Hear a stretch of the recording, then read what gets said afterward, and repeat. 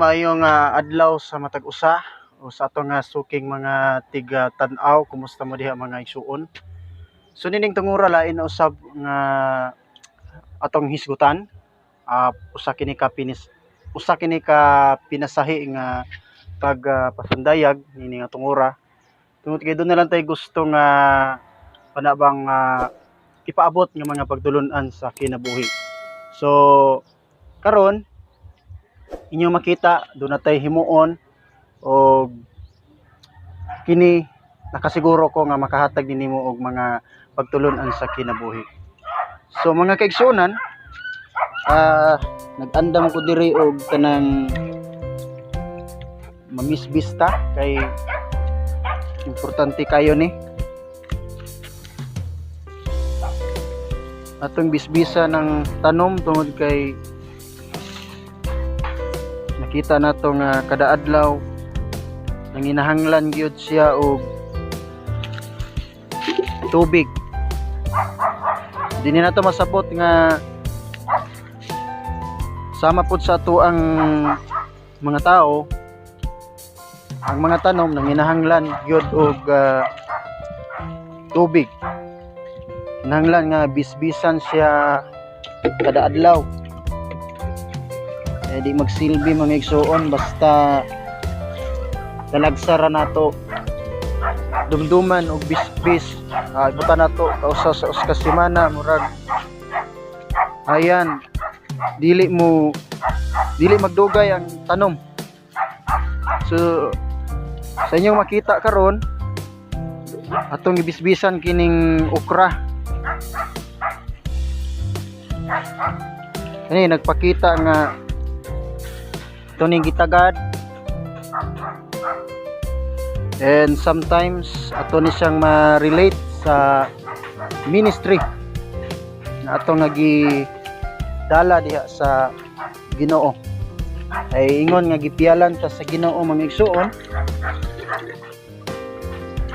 di malikayan nga ang obligasyon nato mao ang pagtagad sa mga tao ato pong bisbisan ang ilahang mga kinabuhi sa mga mensahe sa pulong sa Dios. Ug sama ini makita nato ang progress, dagko ang mga tanom, tambok, ug makita nato nga daghan pud siya mga bunga. O niya kay daghan magbunga mga igsuon, tungod niya na maka pahimulos ta sa mga bunga, ma-enjoy ta. So lahi sa kanabang talagsara nato siya hatagan sa pagtagad kay dili siya makahatag og kanabang nindot nga resulta. So same sa ministry mga igsuon, like for example ingon tag mga Bible study, importante gyud nga ma-maintain ang mga buluhaton sa sama ni ana. Kaya ang pag Bible study sa mga kabalayan nga ato nga na-schedulean, sama na siya nga dihang dapita atong gibisbisan ang ilahang mga kinabuhi sa atong mga katawhan nga gipiyal sa Dios nga ni kanato. Ato sila nga mabisbisan sa mga pulong sa Dios. Sa diha nga ato silang mabisbisan, kanunay silang magtubo, kanunay silang ma-satisfy, o niya sa diyang ma-satisfy sila mga igsuon, dili na to mahibaw-an nga nagpadayon nga nagtubo sila o labaw sa tanan, makapamunga, o mabot ang panahon nga sila musuporta pod sa buluhaton. Ang importante lang nga atimanon sama sa tong gihimo karon na ato agyon nga gibuhat ngadto sa tanom. Importante giday kayo ni mga kaigsuonan. So sa atong mga kaigsuonan nga mga alagad sa Dios, importante kaayo nga atimanon gyud ang mga bulhaton nga gihatag sa Dios nganhi kanato ma-maintain nato na kay sama ini nga atong gihimo karon nga pagpamisbis.